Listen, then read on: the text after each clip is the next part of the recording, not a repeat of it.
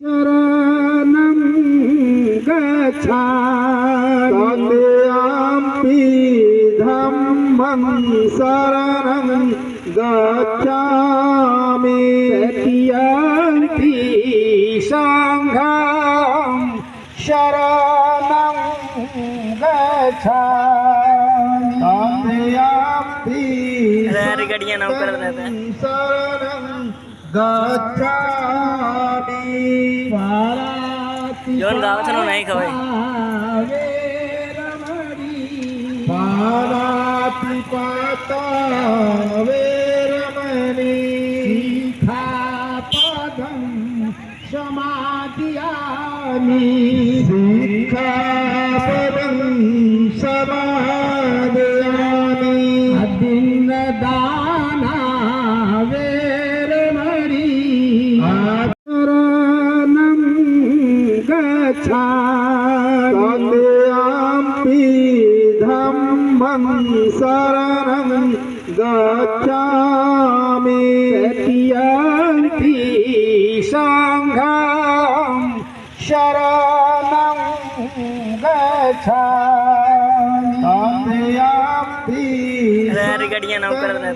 शरणं गच्छामि जोन गाँव से नहीं खवाई पानातिपाता वेरमणि सिक्खापदं समादयामि सिक्खापदं समादयामि अदिन्नदाना वेरमणि नमो तस्य भगवतो अरहतो सम्मा सम्बुद्धस्य नमो माने नमन करना तस्य माने उनको अरिहतो भगवतो अरे माने दुश्मन हतो माने हत्या करना भगवत माने भगा दिया। तथागत गौतम बुद्ध अपने अंदर जो विचारधारा थी जो अवगुण थे वो क्या किए सबको निकालकर बाहर कर दिए तब जाके वो बुद्ध। ठीक उसके बाद आप लोगों ने कहा बुद्धं शरणं गच्छामि मैं बुद्ध की शरण में जाता हूँ मैं बुद्ध की शरण में जाती हूँ यानी कि अपने ज्ञान की शरण में अपनी विवेक की शरण में मैं जाता हूँ मैं जाती हूँ। उसके बाद आप लोगों ने कहा धम्मं शरणं गच्छामि मैं धम्म की शरण में जाता हूँ मैं अपने आचरण की शरण में जाता हूँ मैं अपने विचार की शरण में जाता जाती हूँ। ऐसा आप लोगों ने कहा संघं शरणं गच्छामि मैं संघ की शरण में जाता हूँ और संघ की शरण में जाती हूँ। ऐसा बार 3 बार आप लोगों ने कहा। फिर बोधिसत्व बाबा साहब डॉक्टर भीमराव अम्बेडकर साहब भी कहते हैं शिक्षित बनो संगठित बनो और संघर्ष करो। यही 3 बातें। चोरी नहीं करना है क्या नहीं करना है चोरी नहीं करना है चोरी करना बंद हो रहा है। आप कोई पूजा करने जाते हैं तो किसी ने फूल लगाया है तो फूल को क्या करते हैं चोरी से तोड़ लेते हैं और जाके पूजा करते हैं। क्या वो चोरी हुई ना। आप लोग यहाँ बैठे हैं और हमारी माताएं बहनें और सब बैठी हैं और कुछ लोगों का ये कि होगा चप्पल पे होगा कहीं मेरी चप्पल तो गायब नहीं हो गई तो क्या है उसको जो कि आप लोग जो कि चोरी नहीं करना है मरने के बाद भी अगर जो कि होता है चोर का नाम जो कि चोर पे धप्पा लगता है इसलिए चोरी नहीं करना चाहिए। भगवान बुद्ध दूसरी बात बताते हैं। और तीसरी बात बताते हैं कामेषु मिच्छाचारा वेरमणि सिक्खापदं समादयामि बेविचार नहीं करना है। जो पुरुषों का दायित्व है वो अपना जो कि धर्म को निभाएगा और जो महिलाओं का विचार है वो अपना जो कि वो पालन करेंगे।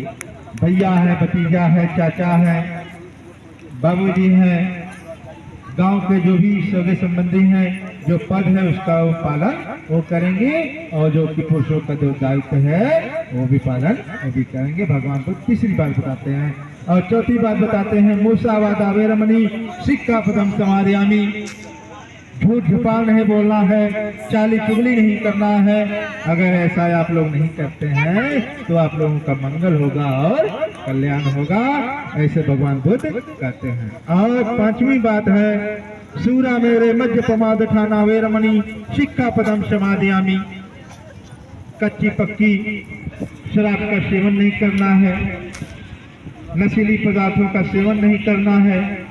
अगर आप नशीली पदार्थों का सेवन से वंचित हैं तो आप लोगों का मंगल होगा, कल्याण होगा और सुखी रहेंगे, और नहीं अन्यथा जो कि आप सुखी नहीं रहते हैं। इसीलिए ये 5 बातें भगवान बुद्ध ने बताए हैं, और बहुत सी बातें जो कि अभी बाकी है।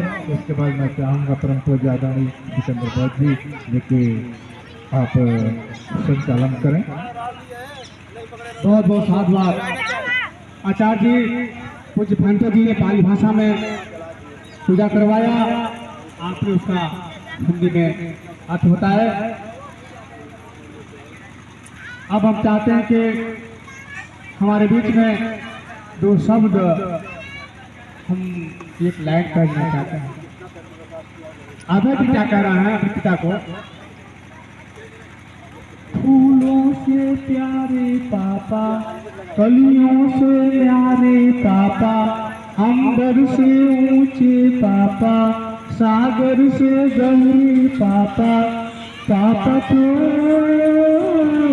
मेरे भगवान है, पापा से मेरी पहचान है, पापा से मेरी पहचान है।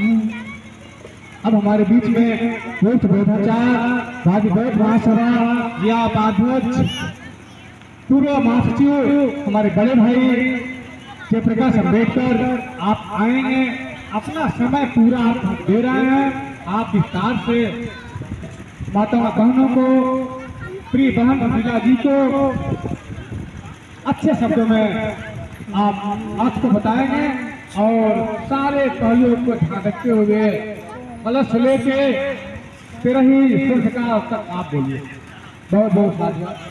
शक्ति नहीं रही, अब मेरे पति में ऊर्जा नहीं रही। अरे बेटा तो नहीं रहा, मैं इनकी पत्नी हूँ, मेरा कर्तव्य है कि मैं अपने पति को ऊर्जा दूं, मैं अपने पति को ताकत दूं। अगर मेरे पति को ताकत नहीं मिलेगी, बेटा को तो खो दी। हो सकता है ऊर्जा के अभाव में मेरे पति भी प्राण त्याग दे, इसलिए मेरा पहला कर्तव्य है। अब तो बेटा नहीं रहा, पहला मेरा कर्तव्य है कि अपने पति को ऊर्जा दे।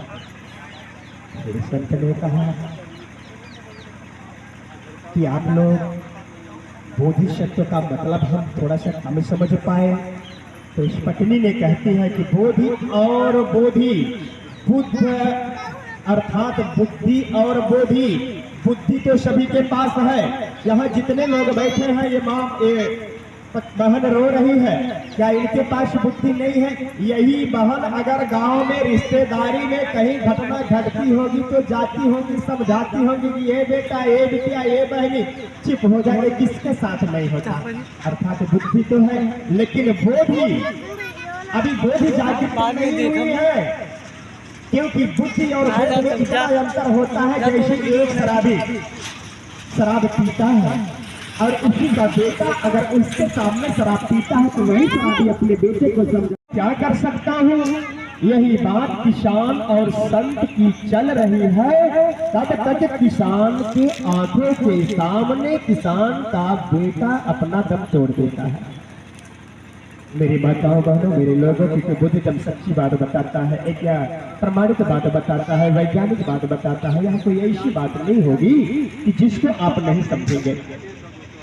जब किसान का बेटा किसान के आंखों के सामने, संत के आंखों के सामने अपना प्राण त्याग देता है तो किसान शांत हो जाता है। अब शांत होकर किसान कहता है, ये संत जी आपके पास तो कोई इलाज नहीं था, इसका मुझे कोई मलाल नहीं है, लेकिन आप आए तो आपको देख करके मुझको ढांढस बंध गई थी। अब तो मेरा बेटा नहीं रहा, अब आप बताएं आप जा कहाँ रहे हैं। इतना सुन करके वो संत कहता है, एक किसान, मैं तो इस गांव में भिक्षा मांगने जा रहा हूँ। इतना सुन करके किसान कहता है कि जब आप इस गांव में जा रहे हैं तो इसी गांव में वो मेरा घर दिखलाई पड़ रहा है, मेरे घर पर मेरी पत्नी है। आप जा करके मेरी पत्नी से कह दीजिएगा कि आज खेत में सिर्फ 2 लोगों के लिए खाना लेकर के जाना। मेरे लोगों, संत चल पड़ा, साधु चल पड़ा, जा तो रहा है, लेकिन हृदय में जैसे आज इस परिवार में हलचल मचा हुआ है और हम लोग शांति पाठ करने के लिए आए हैं, लेकिन अभी कोई हलचल की शांति नहीं हुई। अब थोड़ी सी आप लोग बात को ध्यान से सुने। किसान चल दिया, किसान के घर संत चल दिया, लेकिन हृदय में हलचल मच गया कि इस किसान का बेटा खेत में मरा पड़ा है और किसान हमसे खाना मंगवा रहा है, क्या करेगा? लेकिन मुझसे क्या मतलब, मैं तो संदेश वाहक हूँ। चलता हूँ किसान की पत्नी से कह देता हूँ कि ये देवी तुम खेत में सिर्फ 2 लोगों के लिए खाना लेके जाओ। किसान के घर पहुँचता है, किसान की पत्नी से कहता है, ए देवी, तो जो खेत में आपके पति हल चला रहे हैं, आज हमसे एक संदेशा दिलवाए हैं कि मेरी पत्नी से कह दीजिएगा 2 लोगों के लिए खाना लेकर जाना। तो आप खेत में 2 लोगों के लिए खाना लेकर के जाओ। इतनी बात किसान की पत्नी सुनती है तो खाना अपनी पोटली में गठियाती है और खेत की तरफ बढ़ चलती है। लेकिन इधर संत जो साधु था उसका हलचल और बढ़ता जाता है कि आखिर बेटे की मौत और खाना क्या होगा। अरे मैं तो भिक्षा रोज मांगता हूँ, आज ये घटना मैं भी चल करके देखूं कि एक तरफ बेटे की मौत और दूसरी तरफ खाना, ये क्या करेंगे ये लोग। यही सोच करके उस साधु का मन भिक्षा मांगने को नहीं हुआ और साधु भी दूसरे रास्ते से खेत के पास पहुंचा जहां किसान के बेटे की मृत्यु हुई थी। अब जैसे ही खेत के मेड़ के पास पहुंचा है तो क्या देख रहा है, किसान की पत्नी पहुंची है, बेटे के पास गई है, बेटे को हिलाई है, डुलाई है, बेटे में प्राण नहीं था। जब बेटे में प्राण नहीं था तो किसान की पत्नी आई है, जो खाने की पोटली लाई है उसमें अपने पति के लिए खाना परोसती है। पति खाना खाता है और वो साधु, वो संत जो भिक्षा मांगने गया था, जो संदेश दिया था, वो डांड पर से खड़ा होकर सारा माजरा देख रहा है। खाना अपने पति को खिलाती है, जब पति खाना खा लेता है तो स्वयं भोजन करती है। वो साधु सारा माजरा देख रहा है। जब दोनों पति पत्नी खाना खा लिए, खाना खाने के बाद पास के बगीचे में जाते हैं और लकड़ियां इकट्ठा करते हैं। लकड़ी इकट्ठा करने के बाद चिता लगाते हैं। चिता लगाने के बाद अपने बेटे को उठाते हैं और चिता पर लेटाते हैं। सारा मामला साधु खड़ा होकर के देख रहा है। लेकिन जब चिता लगाने के बाद, जब चिता में आग लगाने चलते हैं, अब साधु से बर्दाश्त नहीं हुआ। अब साधु का हलचल और बढ़ गया। वो सोचने लगा कि आखिर ये लोग कैसे आदमी हैं भाई, बेटे की लाश पड़ी है, ये लोग खाना खा रहे हैं, चिता लगा रहे हैं, फिर आग भी लगाने जा रहे हैं। अरे ये कैसे लोग हैं, कहीं ये लड़का इनका दुश्मन तो नहीं है। चल करके पूछता हूँ। अब संत कहता है, एक किसान रुक जाओ, जरा मुझको अपने बारे में बताओ, मैं समझ नहीं पा रहा हूँ। अरे नौजवान 20-21 साल की बेटी की लाश पड़ी है और तुम लोग खाना खा रहे हो, रो भी नहीं रहे हो और चिता में आग लगा रहे हो, आखिर तुम लोग कैसे हो? ये बेटा तुम्हारा दुश्मन तो नहीं है? इतनी बात सुन करके किसान की पत्नी कहती, ये सब आप ये जानना चाहते हो कि हम लोग कौन हैं? तो हम लोग बोधिसत्व हैं। हम लोग तथागत बुद्ध की शरण में गए हैं और तथागत बुद्ध ने इस सत्यता को हमको बताया है। और रही बात कि आप ये जानना चाहते हैं, ये मेरा इकलौता बेटा है, मैं इसकी माँ हूँ, ये इसके पिता हैं, हमारे बुढ़ापे का लाठी का सहारा था, लेकिन आज ये मेरा बेटा मर गया, आप क्या जानना चाहते हो? तो संत ने कहा, मैं ये जानना चाहता हूँ कि तुम लोग रो क्यों नहीं रहे हो? संत की पत्नी कहती है कि अब शुरू से आप बताइए, जब आप यहाँ आए तो आपने क्या देखा? संत ने कहा, मैं जब यहाँ पहुंचा तो तुम्हारे प्रति चिल्ला रहे थे, रो रहे थे, कोई मेरे बच्चे को बचाए, कोई मेरे बेटे को बचाए। तब तक मैं दिखलाई पड़ गया, मुझको भी आवाज लगाए, मैं आया, लेकिन मेरे पास कोई उपाय नहीं रहा, इसलिए मैं कोई मदद नहीं कर पाया। इसी बात तुम्हारे बेटे की मृत्यु हो गई। अर्थात किसान की पत्नी कहती है कि जब आप यहाँ आए तो मेरे बेटे में प्राण था और मेरे पति चिल्ला रहे थे। अर्थात जब तक मेरे बेटे में प्राण था तब तक मेरे पति मेरे बेटे को बचाने की भरपूर प्रयास किए, भरपूर कोशिश किए। जैसे ये भैया जब रहे होंगे तो कोई भी दुर्घटना हुई होगी या तो बीमार हुए होंगे तो दवा कराने के लिए ये पूरा परिवार पूरा बल लगा दिया होगा। किसी के घर यदि ऐसी घटना होती है तो पूरी प्राण बचाने की कोशिश करते हैं। लेकिन इसी को तथागत बुद्ध ने कहा अनेक चावत संखारा उपादेव धर्मिनो उपजित्वा निरुद्धन्ति ते संकोप समसुखो, अर्थात उत्पन्न होना और नाश हो जाना यह प्रकृति का नियम है। इतनी बात सुन करके वो संत कहता है तो फिर तुम लोगों ने खाना क्यों खाया? अरे बेटे की लाश पड़ी है, तुम भोजन कर रहे हो, ऐसा क्यों? किसान की पत्नी कहती है ये शन सुबह से मेरे पति इस खेत में काम कर रहे हैं, इतनी वक्त हो गई, बेटे की मौत भी हो गई, मेरे पति चिल्लाए